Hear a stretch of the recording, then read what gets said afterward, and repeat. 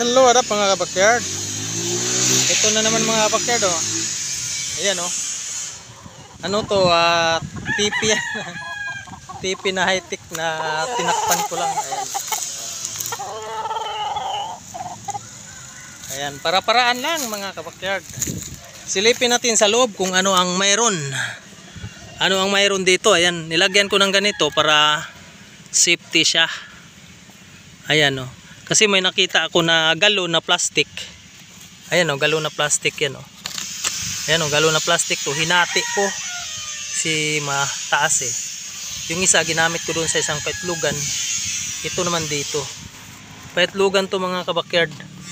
Ayan, oh. Ang itlog nito mga kabakyard nasa 5 na. Bale, nagtira lang ako ng isa para hindi magtampo yung inahin nating manok.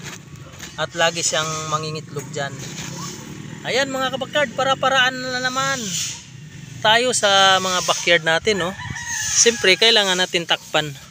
Kasi once nga umulan, masipti ang ating mga itlog. Kasi pag naglilimlim siya, dyan na siya. Ano to? Taguan to ng ating mga manok. Yan, maliit lang siya. Tinakpan ko, ayan. Yan lang mga kabakyard, sira lang uli. Ano to, maghanap pa nga to ako ng ganito. Kasi meron na namang nangingitlog na 2. Hahatiin ko na naman to. Lagyan ng ano sa ilalim, sako. Tapos lagyan natin ng mga dahon-dahon na ano yan, damo-damo yan na patay na. Ang nilagay ko sa taas. Pag nalimlim siya, itali ko siya dito. Ayun o, may tali siya o. Ayun o, may tali siya o.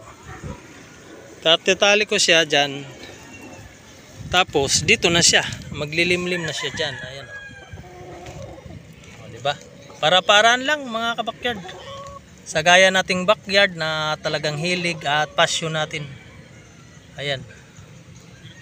Yan lang ang gagawin natin.